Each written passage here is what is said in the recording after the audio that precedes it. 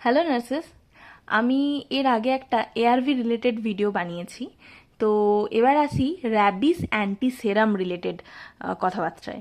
Rabies anti সেরাম জিনিসটা কি? এটা হচ্ছে একটা ইমিউনোগ্লোবিউলিন, অ্যান্টি র্যাবিস ইমিউনোগ্লোবিউলিন, যেটা আর একটা নাম আমরা বলে ডাকি হচ্ছে RIG, র্যাবিস ইমিউনোগ্লোবিউলিন। ঠিক আছে, ইমিউনোগ্লোবিউলিনটা কি করে? আমার প্যাসিভ ইমিউনাইজেশন তৈরি করে। ঠিক আছে, আহ, এবার তোমরা আমাকে কমেন্টে জানাবে যে হোয়াট ইজ প্যাসিভ ইমিউনাইজেশন। ওকে, এবার আসি এটা ধরনের বাজারে আমরা পাই। জেনারেলি দুটো ধরনের রিগ বা র্যাবিস অ্যান্টিসেরাম আমরা পাই। ফার্স্ট হচ্ছে হিউম্যান র্যাবিস ইমিউনোগ্লোবিউলিন, আর একটা হচ্ছে ইকুইন র্যাবিস ইমিউনোগ্লোবিউলিন, যেখানে হিউম্যান র্যাবিস ইমিউনোগ্লোবিউলিনটা হিউম্যান সেরাম হিউম্যান র্যাবিস থেকে তৈরি হয়। হিউম্যান র্যাবিসেস মানে হিউম্যান সেরাম থেকে তৈরি হয়, মানে র্যাবিস আক্রান্ত হিউম্যানের সেরাম থেকে তৈরি হয়। যেখানে ইকুইন র্যাবিস ইমিউনোগ্লোবিউলিনটা হর্স সেরাম থেকে তৈরি হয়।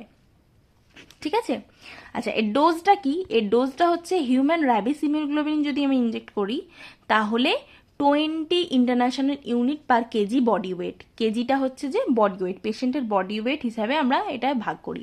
আর ইকুইনটা 40 international unit per kg body weight হিসাবে আমরা ডোজটা ক্যালকুলেশন করে থাকি।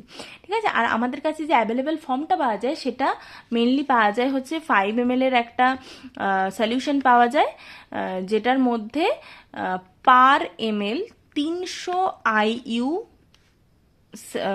ইকুইন র্যাবিস থাকে পার ml। আমাদের কাছে মেনলি এই ইকুইন র্যাবিসটাই অ্যাভেলেবেল থাকে।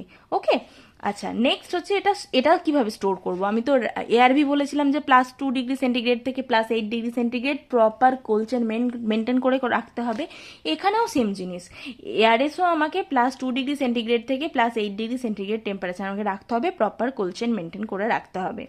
আচ্ছা, এটা এই যে বললাম প্যাসিভ ইমিউনাইজেশন দেয়, এটাও এআরভির মতো কোনোভাবেই প্রেগনেন্সি অথবা ল্যাকটেশনে ইন্ডিকেটেড নয়।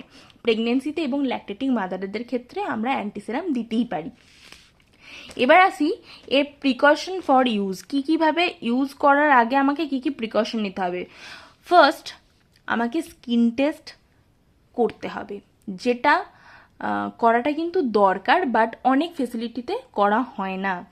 এটা স্কিন টেস্ট করতে হবে আমাকে কিভাবে? 1:10 ডাইলিউশনে আমাকে স্কিন টেস্ট করতে হবে। 1:10 ডাইলিউশন মানে কি? আমি যদি 0.1 ml রিগ নিই, তার সাথে আমাকে 0.9 ml NS নিতে হবে, আর স্টেরাইল ওয়াটার দিয়ে আমাকে ডাইলিউট করতে হবে। টোটালটা 1 ml হলো। তার থেকে আমি আইডিতে যতটুকু পুশ করা 0.05 ml আমি ইন্ট্রাডার্মালি 4 আর্মে, যেমন আমরা নর্মাল অ্যালার্জি টেস্ট করি সেরকমভাবে স্কিন টেস্ট করতে হবে। 15 মিনিট ওয়েট করতে হবে, এবং ওয়েট করার পর দেখতে হবে ওই যে ব্লিস্টার ফর্মেশনটা হয়েছিল এরিথেমা, সেটা কতটা হচ্ছে। আমরা মেনলি যখন ইনজেক্ট করি তখন ব্লিস্টারটা যেটা ফর্ম করার চেষ্টা করি সেটা 3 মিলিমিটার মতো ব্লিস্টার ফর্ম করি। এবার এইটা যদি 15 মিনিট পর গ্রেটার দেন মানে যদি দুগুণ হয়ে যায়, এটা দেখো 6 মিলিমিটার, তুমি তো অত স্কেল নিয়ে মাপার সুযোগ পাবে না। তুমি জাস্ট তোমার ক্লিনিক্যাল আইজ দেখে বুঝতে হবে যে থ্রু ইয়োর ক্লিনিক্যাল আইজ যে ডাবল হচ্ছে কিনা ইন ডিউরেশনটা। যদি গ্রেটার দেন 6 মিলিমিটার হয়ে থাকে, অথবা লোকাল ইডিমা হলো বা সিস্টেমিক কোনো রিয়াকশন হচ্ছে, চুলকানি হচ্ছে বা পেশেন্টের কিছু ইরিটেশন হচ্ছে, তাহলে আমাকে ধরতে হবে যে আমার স্কিন টেস্ট পজিটিভ। যদি নেগেটিভ হয়, লেস দেন 6 মিলিমিটার হয়, তাহলে তো কোনো ব্যাপার নেই, কারণ সেক্ষেত্রে তুমি যেমন এআরএস দেওয়ার নিয়ম সেরকমভাবে এআরএস দেবে। কিন্তু যদি তোমার পজিটিভ আসে, তখন কিন্তু সেটা কন্ট্রাইন্ডিকেশন নয় যে পজিটিভ এসছে মানে আমি দেবো না। তখন তোমাকে এক্সট্রা কনসাস হতে হবে। কিসের জন্য? যে এর থেকে কোনো হাইপার সেন্সিটিভিটি রিয়াকশন হলেও হতে পারে, তাই তোমাকে পেশেন্টকে অবজারভেশনে রেখে দেখতে হবে। ঠিক আছে, আচ্ছা, এবার কিভাবে ড্রাগটা অ্যাডমিনিস্টার করব, এই অ্যান্টিসেরামটা আমি অ্যাডমিনিস্টার কি করে করব? এটা মেনলি আমরা কখন করি?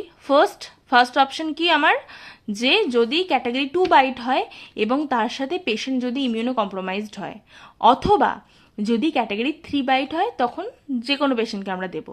তখন আমি ফার্স্ট কী করবো, ধরো তোমার কাছে ক্যাটাগরি 3 বাইটের একজন পেশেন্ট এলেন, তখন তোমাকে ফার্স্ট উনটাকে প্রপারলি ওয়াশ করতে হবে। উন ম্যানেজমেন্ট আমি আমার আগের ভিডিওটাতে বলেছি কিভাবে কি করতে হয়।